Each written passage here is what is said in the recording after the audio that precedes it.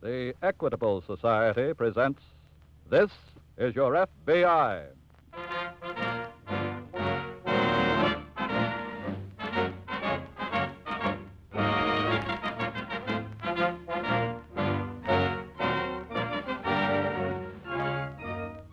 This is Your FBI, an official broadcast from the files of the Federal Bureau of Investigation, presented as a public service by the Equitable Life Assurance Society of the United States.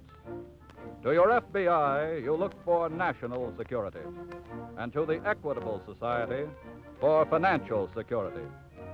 These two great institutions are dedicated to the protection of you, your home, and your country.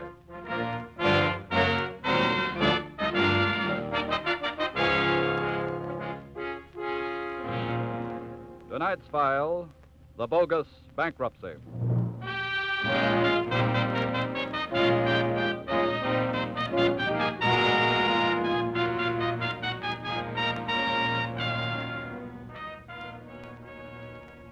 The honest merchant who files a petition of bankruptcy does so to protect both himself and his creditors against total loss. But there are criminals who have made a major racket of fraudulent bankruptcy in this country, who establish a legitimate business, then conceal their assets and resort to bankruptcy for the purpose of robbing their creditors. Tonight's case from the files of your FBI is a recent page from the record of its constant war against this federal crime.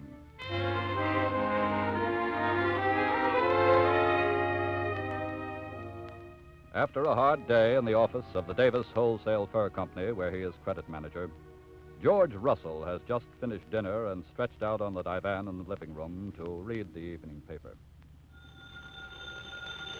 Oh, that phone would ring just as I get settled down. Oh, don't get up, George. I'll answer it. Thanks, Helen.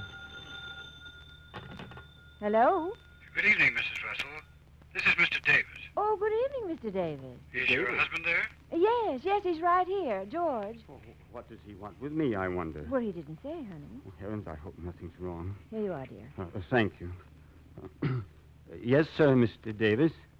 Russell, I'd like you to come down to the office right away, if you will. Yes, sir, of course. Is there anything wrong? No, nothing that I'm sure you can't explain all right. Oh, what do you mean? Well, I've just been going over your books, Russell, and I find several... The books? Well, I'll just wait till you get here. You'll come right away, of course. Why, yes, sir, right away. Thank you. Goodbye. Goodbye. Oh, dear. George, what's the matter? Oh, I don't know, Helen, but I've got to go down to the office. Oh, George, something's wrong. What is it? I didn't know anything was, but... Well, what is it, darling? Well, something about my books, he said. The books? Oh, where's my coat and hat? But what about the books, George? What does he mean? I have no earthly idea, Helen. But don't worry now. I'll get it all straightened out and be back home soon. But you're worried, George, and I I've got to hurry now. Bye, honey. I'll see you in a little while. Goodbye, darling. Bye.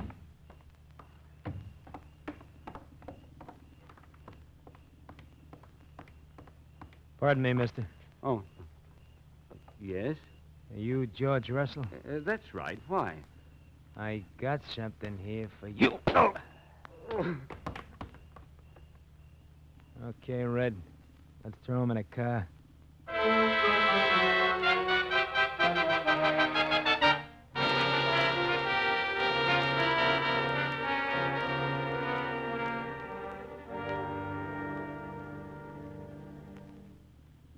Sit down, Mr. Davis. Thank you. I was just ready to go out to lunch. I'm sorry, Judge Forrester, but this is an urgent matter. Oh? What's the trouble? Well, it was just about a year ago that as my attorney, you helped me set up my wholesale fur business, wasn't it? Yes? Now you're going to have to help me take it apart. What? I want you to file a petition in bankruptcy for me. Bankruptcy? Yes, and I want you to file it today. My credit manager, George Russell, has left me no other choice, Judge. Well, what's he got to do with it?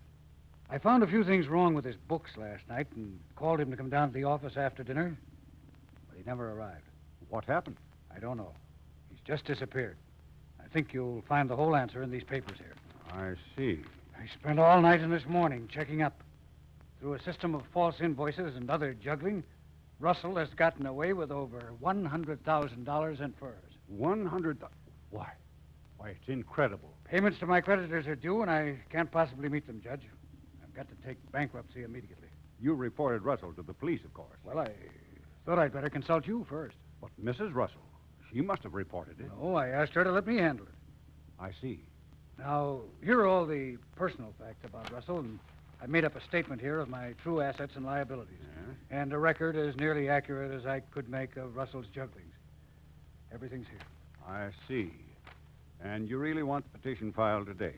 Well, it's much better for my record for me to take action before my creditors do, Judge. Yes, of course. Well, shall I call the police now? No, just leave everything to me, Davis. I'll check with you as quickly as I can. Good. I'll either be at my home or at my office. Very well. Good day, Judge. Good day. Miss Myers, Yes, sir. get me the FBI.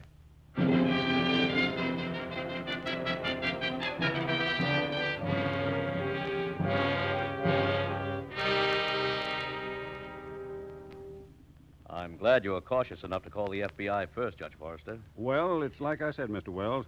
The facts may be exactly as Davis presents them, but... How long have you been his attorney, Judge? Since he established his business a year ago. But I've served him in only a couple of minor matters in all that time. And you suspect there might be something wrong with this case? I have no basis in fact for any suspicion, Mr. Wells, except that it all happened so quickly. Mm-hmm. Russell disappears last night. And this afternoon, Davis has statements all prepared and asked for a petition in bankruptcy. I see. And I certainly have no desire to be a party to any proceedings involving a possible fraud. Of course not. Judge, I want you to know that you must use your own judgment on Davis's request to file a petition in bankruptcy. I understand that. I'd like to have access to Davis's books as soon as possible. I can have them ready for you this afternoon. Good. I'm going to go out and have a talk with Russell's wife.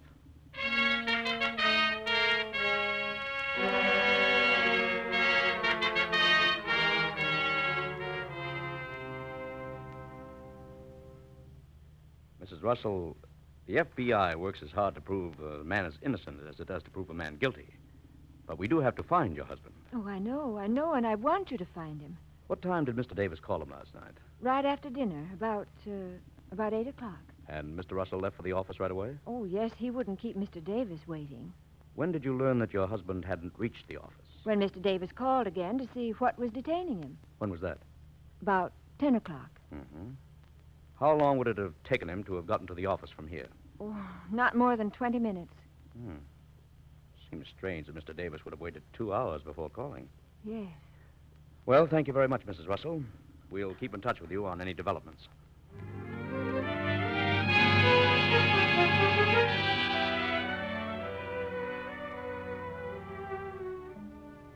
It is shortly after dusk now, and to anyone looking at it from the outside, the ramshackle building down in the now deserted warehouse section of the city would have appeared empty and unoccupied. But behind the padlocked loading doors stood a motor truck, and at a table sat two men playing gin rummy. Come on, pick a card, will you, Red? Oh, wait a minute. I'm adding something. You need under 10 to knock. Yeah. 3 on top of 6, 8 on 5. I knock. How many? 10. Well, lay him down, will you? Yeah. You got 14 points, stupid. How? 3 and 6 is 9, and 5 is 14. Since when? Look, Red, how many times you... Davis. Yeah. I get it.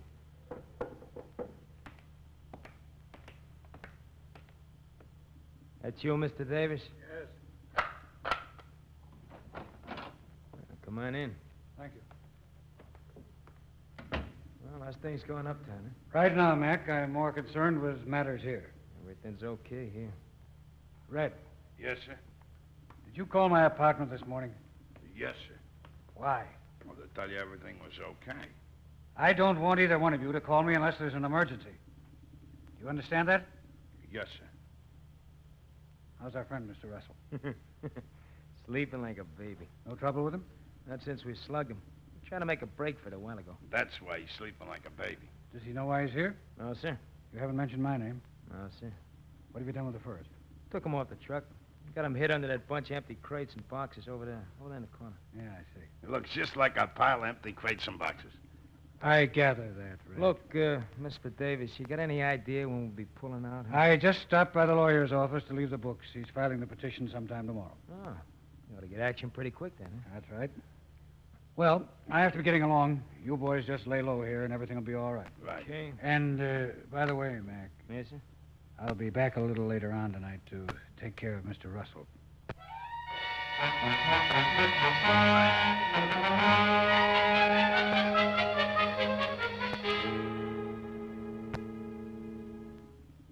What have you got there, Bob? I stopped by Judge Forrester's office to pick up Davis's books.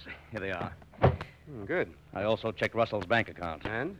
He hadn't bothered to draw anything out of savings or checking. With $100,000 worth of furs, he wouldn't need to. Probably not. It really looks like he's our boy. Why? What have you got? A clean report on Davis from his bank and from the Credit Association. Which doesn't prove anything. But Davis didn't take a run out, and Russell did. Maybe Russell did, and maybe not. What do you mean? I want to go to work on these books first. And in the meantime, let's get out an 8-state alarm on Russell. What do we say he's wanted for? We can't say he's wanted for anything yet. All we know for sure right now is that Russell is a missing person.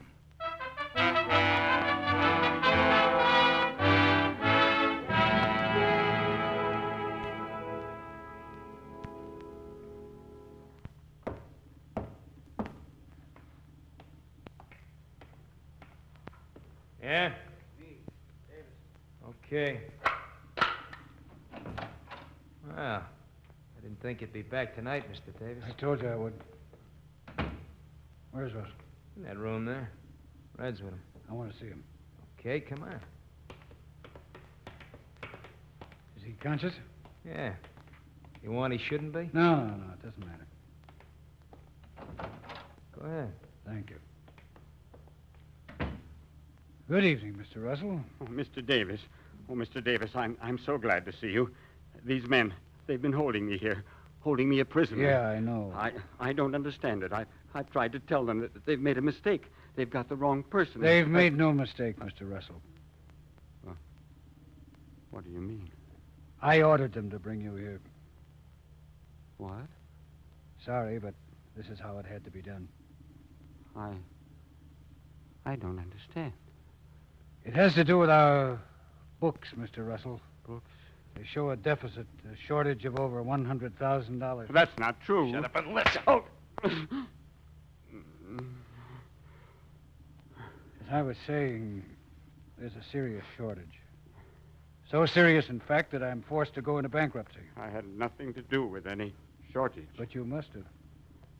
Otherwise, why would you have disappeared? Now do you see why you're here, Mr. Russell? Yes. I believe I do. Unfortunately, keeping you out of sight until the bankruptcy case is over isn't enough.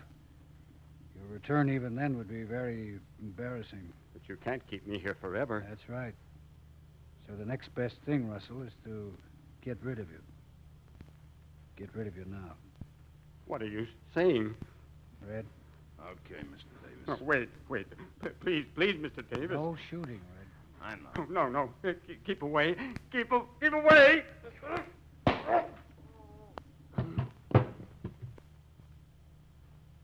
That helps us balance the books.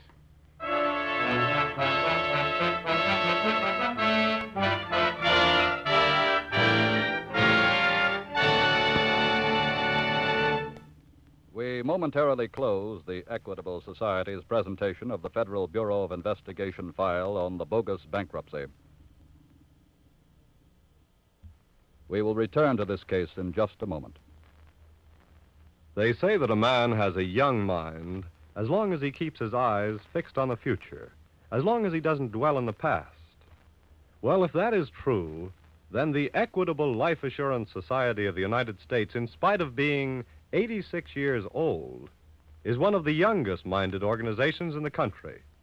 You see, the future is our business.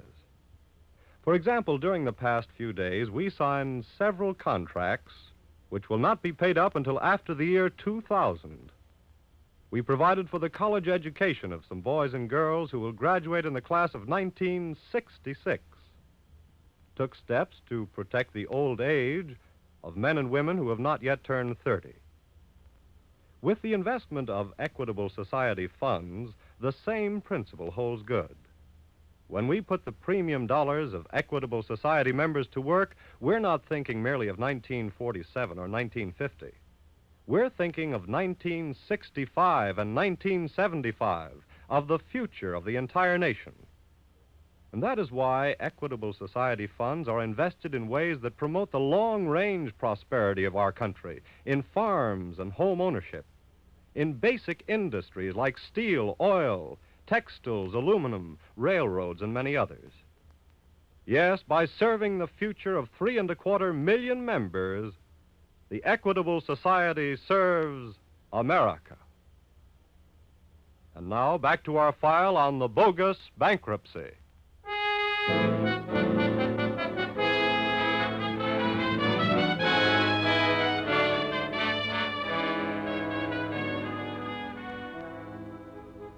A criminal can plot only his own operations and the actions of his victims and confederates. The discoveries and movements of his law enforcement opponents he has no control over whatsoever. And in this handicap most always lies his nemesis. At this point, however, things seem to be all in the bogus bankrupt's favor. And they still were when he entered his lawyer's office the following day. How's everything going, Judge? Oh, fine, Mr. Davis. That's good. Have you filed our bankruptcy petition? To tell you the truth, I haven't. What? Why not? I didn't finish checking your statements and figures in time. They were all checked before I gave them to you. I know, but I wanted to recheck them to make doubly sure no error would appear in the petition. You don't think I might have made some mistake on purpose? Oh, of course not. It's just normal procedure on the part of any attorney to make sure that his client... Judge, I want that petition filed today. It's being drawn up now. And you'll file it today? If the papers are finished in time, yes. Look, I'm paying you a good fee. I expect to get action. I'm doing the best I can. You wouldn't be stalling me, would you? What do you mean? I don't like the way you're handling this.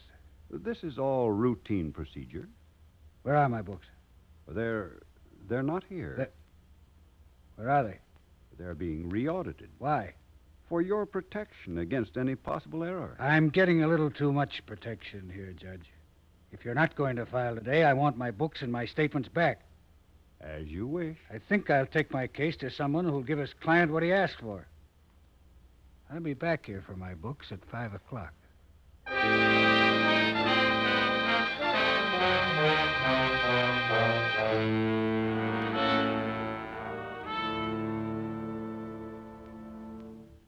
I come in, Dick? Sure, Bob.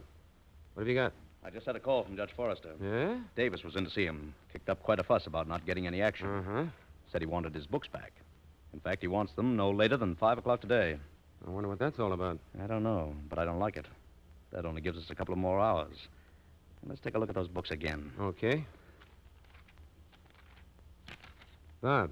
Hmm?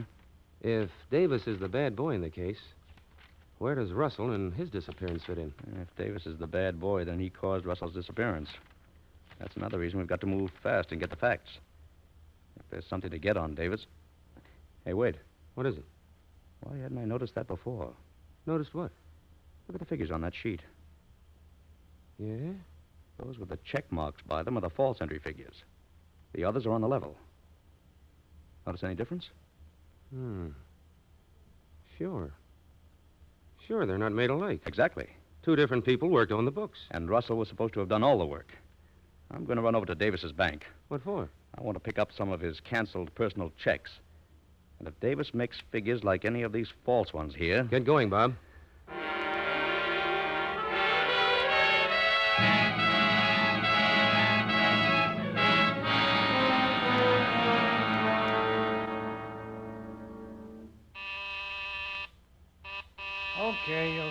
Okay. Who is it? Me, Mr. Davis. Mac. What do you want? Thought I told you never come here. This is important. Well? We got trouble, Mr. Davis. What's wrong? Red kind of messed things up. How? Getting rid of that Russell guy's body. What do you mean? What happened? Well, he took the stiff out to dump it late last night, just like you tell him. Yes? When he gets down by the docks, there were so many people around, a troop ship coming in or something, that he keeps a body in a car and he just keeps riding around. See? Very smart. Very. Then what? Well, when it gets to be daylight, he gets a little panicky. Finally throws a body in an alley. That's great. That's fine. Probably be found in the next 5 minutes. It's already been found, Mr. Davis. How do you know? Red come back and told me what he's done. I went over to see if I could pick the stiff up again. There's cops all around the place. It was just a little while ago. Oh, that's stupid. If the body'd been weighted and thrown in the river, it would have stayed there for months. Yeah, I know. Well, there's only one thing to do now. What's that? Go back to the warehouse. You and Red start putting the cases of furs on the truck right away. Okay. We're moving out tonight.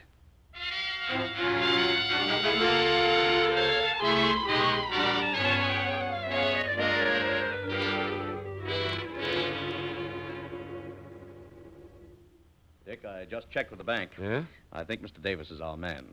The figures on his personal checks and the false entry figures in the books were made by the same person. I just confirmed it with the lab. I think I have even better confirmation on Davis. What's that? I just had a call from police headquarters. Russell's body was found. What? Picked up in an alley just a half hour ago. Well, are they sure it's Russell? His wife just identified the body.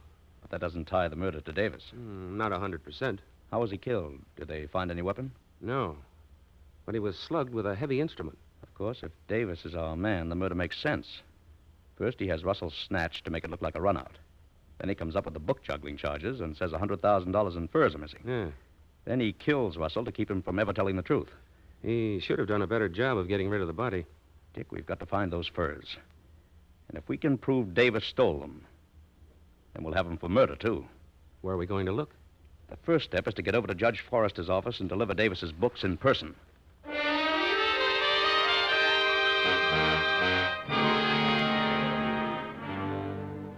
It's 5:30 now. I don't think Mr. Davis is going to keep his appointment with you, Judge. No. Have you his home address? Yes, I'll get it for you. Dick, I think you'd better get over there. Okay. I'll wait here.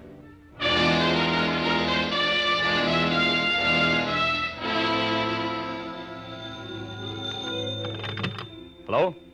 Bob? Yes, Dick? I just had the superintendent let me into Davis's apartment. Everything's been cleaned out. He's gone. I figured that. You'd better meet me back at our office.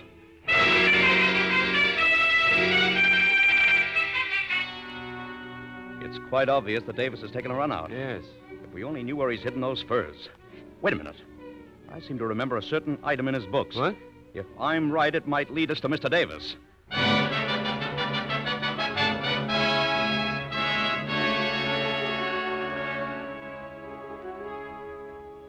Shortly after 11 o'clock now, and down in the warehouse section of the city, a car with its lights off rolls quietly into an alleyway and stops.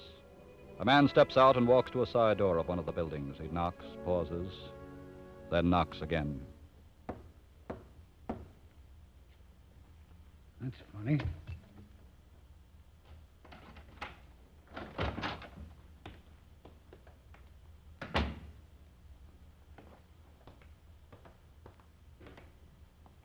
Red. Mac. Where are you? Mac.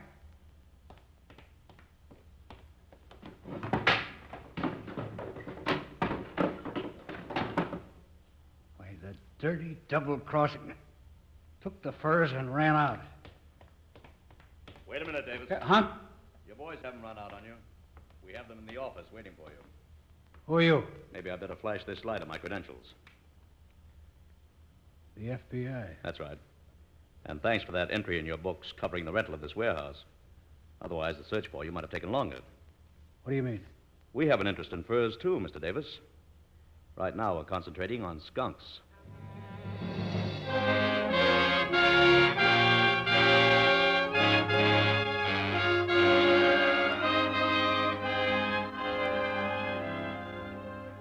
On the basis of subsequent evidence, Davis and his two Confederates were tried and convicted for the murder of George Russell.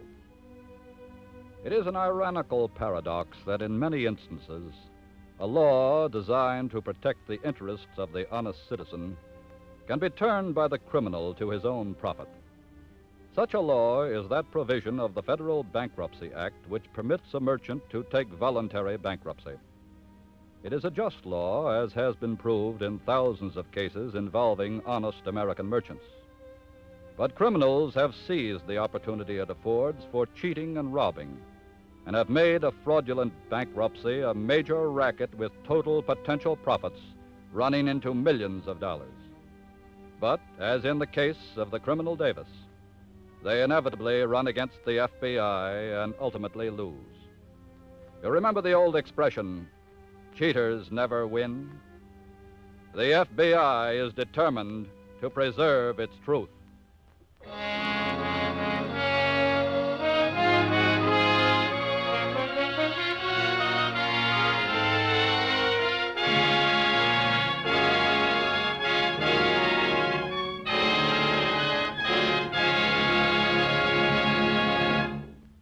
You'll hear about next week's case in just a moment. This week, at the Equitable Society, I had one of the finest experiences of my life. After lunch, I happened to drop in at the Department of Policy Claims. That's where payments are made to Equitable Society members whose policies have matured. Well, just as I walked into the office, an Equitable Society executive was handing a check to a lovely gray-haired lady. She'd been a teacher for 40 years until 2 weeks ago. Now she was retiring and receiving the first of a long series of checks, which the Equitable Society will mail to her every month as long as she lives. Her eyes were shining when she took the check, and she said, "You know, if I had my life to live over again, I'd still be a teacher. But if I couldn't be a teacher, I'd want to work for the Equitable Society. Because life insurance people, just like teachers, can look around them and see the results of their life work in happy, contented, responsible men and women." Yes, you see, the Equitable Society is the guardian not just of paper dollars and silver coins, but the guardian of human happiness, of the plans parents make for their children, of the ambitions of young married couples to own their own homes, and of the hopes of older people to live their declining years in peace and contentment. So we of the Equitable Life Assurance Society of the United States believe that our job is a good job, one that repays all the hard work we put into it. And so we're proud to say that this week, and every week for 86 years, the Equitable Society has been building security for you, your home, and your country.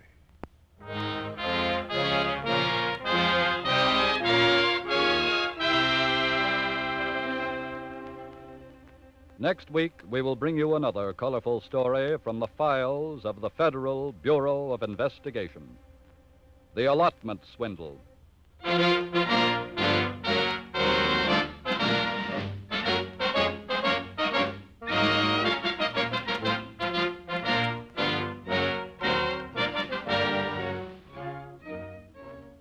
The incidents used in tonight's Equitable Society's broadcast are taken from the files of the Federal Bureau of Investigation. However, all names used are fictitious, and any similarity thereof to the names of persons living or dead is accidental. Programs in this series of particular interest to servicemen and women are broadcast overseas through the worldwide facilities of the Armed Forces Radio Service. Tonight, the music was under the direction of Frederick Steiner. The author was Frank Ferris. This Is Your FBI is a Jerry Devine production. This is your narrator, Dean Carlton, speaking for the Equitable Life Assurance Society of the United States, and inviting you to tune in again next week at this same time for This Is Your FBI.